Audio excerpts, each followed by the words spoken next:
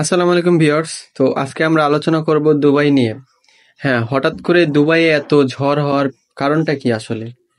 এর আগেও কি দুবাইয়ে ঝড় হয় নাই? হ্যাঁ, হয়েছে, কিন্তু এরকমের 2024 সালে এই সময়টার মতো এরকম দুবাইয়ে এর আগে কখনো ঝড় হয় নাই। তো এখন আমরা জানবো যে আসলে দুবাইয়ে ঝড় হওয়ার পিছে কারণটা কি? এটা কি মানে ভৌগোলিক কোনো কারণ না অন্য কিছু? তো সেটা হলো, আপনি যদি চিন্তা করেন যে দুবাই একটা মরুভূমি রাষ্ট্র, এখানে মূলত গরম থাকার কথা। মরুভূমি মানেই তো আমরা বুঝি যে বালু, গরম, মানে বালুর ঝড় এগুলা। তো এই দুবাইয়ে এরকম আবহাওয়ার কারণটা কি আসলে? তো সেটা জানার আগে আমাদের আগে জানতে হবে যে দুবাইয়ের আগের যে পরিবেশ ছিল এখন সে পরিবেশ নাই। দুবাইয়ে এখন বড় বড় ইমারত, বুর্জ খলিফার মতো এরকম আরো নামধারী অনেক বড় বড় টাওয়ার দুবাইয়ে আছে এখন। এর কারখানা বলেন, বিভিন্ন বাসস্থান বলেন, হোটেল বলেন, সবকিছু এখন দুবাইয়ে, যা পৃথিবীর অন্য কোনো দেশে এরকম মানে এত অল্প সময়ে সিভিলাইজড হয় নাই এখন পর্যন্ত। তো দুবাই মানে এত দ্রুত পরিমাণে সিভিলাইজড হয়েছে।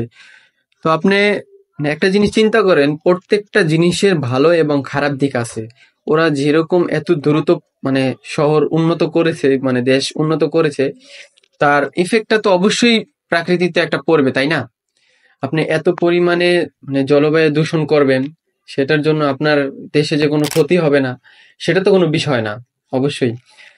তো ধর্মীয় দিক থেকে যদি বলি, দুবাইয়ে আপনার মানে আগে যেরকম মানুষের কালচার ছিল, নামাজ বলেন, ধর্মীয় মানে রীতিনীতি মেনে চলা, তার এখন কোনো বালাই নেই।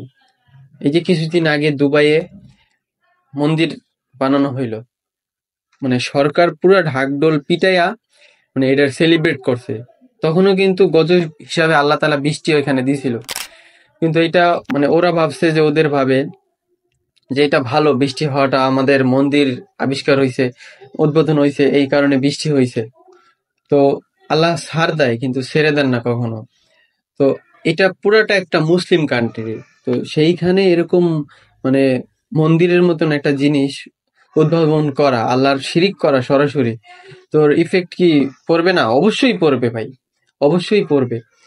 তো এই দুইটা কারণে মূলত দুবাইয়ে এরকম ঝড় বৃষ্টির মানে দেখা দিতেছে। তো ভিডিওতে দেখছেন আপনারা যে কি পরিমাণে মানে পানিতে পুরো শহর তলিয়ে যাচ্ছে। যেখানে আরামায়েশ করার মতো ওদের মানে লাইফস্টাইল, সেখানে এখন পানির ভিতরে সাঁতরাইতেছে। এখন তারা পানির ভিতরে সাঁতরাইতেছে, এখন বোঝে যে কষ্ট কারে বলে, কষ্ট কাকে বলে। তো একটা কথাই বলবো যে আমরা কখনো আল্লাহর বিরোধী হব না, আল্লাহ বা প্রকৃতির বিরোধী হব না।